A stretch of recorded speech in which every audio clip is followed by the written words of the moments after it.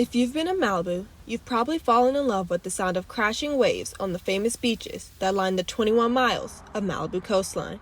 But as the sea creeps closer to beachfront homes, residents are already seeing this coastline eroding. Experts say residents could see another 14 inches of sea level rise by 2050.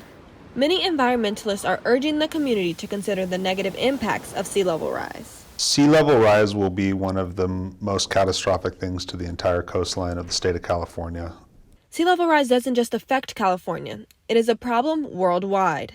As more pollution enters the atmosphere, it traps greenhouse gases and the heat causes ice sheets in Greenland and Antarctica to melt. That melting ice is going to raise the height of the ocean, sea level, and as sea level gets higher, it's going to move the coastline inland, and that's going to put real estate underwater. These effects are happening now in many communities around the globe. In San Francisco, houses are falling into the ocean. Beachfronts in San Diego and Miami are experiencing major damages due to flooding, and islands around the world are disappearing. Lance Simmons is an environmentalist who helped establish the first Office of Sustainable Development with the National Ocean Service. The sea level is going to rise because there's so much carbon and there's so much greenhouse gases in the atmosphere that even if we stop tomorrow, it's still too late. Many Malibu residents are living on a coastline that could be underwater by 2100. It's sort of out of sight, out of mind for 90% of the people.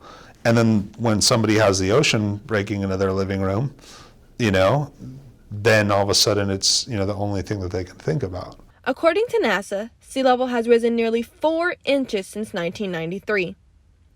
If sea level rise continues at that rate, many houses could experience extreme flooding and erosion. However, SeaLevelRise.org found that sea level isn't just gradually increasing. It's accelerating and could rise another 14 inches by 2050. Caltrans reported that PCH could become vulnerable to flooding and erosion from high tides and storm surges within 80 years. So that's something that the state will continue to having to dump a lot of money into indefinitely to make sure that the highway is safe and traffic can flow. Malibu environmental sustainability analyst Christine SHEN is concerned that Malibu's location makes it more vulnerable. Specifically for Malibu, it's a city that's most of it is along the coast, and you're surrounded by water on one side and mountain range by the other. So it leaves Malibu in an interesting geographic location. And we are starting to see the effects right here in Malibu. Yeah, I would just say take a look at what's going on within your own backyard or front yard, because we're seeing the impacts of it in front of the Adamson house. The historical Adamson house has recently lost an iconic wall, a stairwell, and an ancient palm tree due to erosion from sea level rise. Malibu Lagoon is experiencing flooding, and Broad Beach has lost 2/3 of its beachfront. Homeowners have installed a rock seawall and are trying to replenish the sand. But homeowners and businesses have to be worried about more than just sea level rise. So we have 5 flood factors: storms, rain, runoff, extreme high tides, and sea level rise.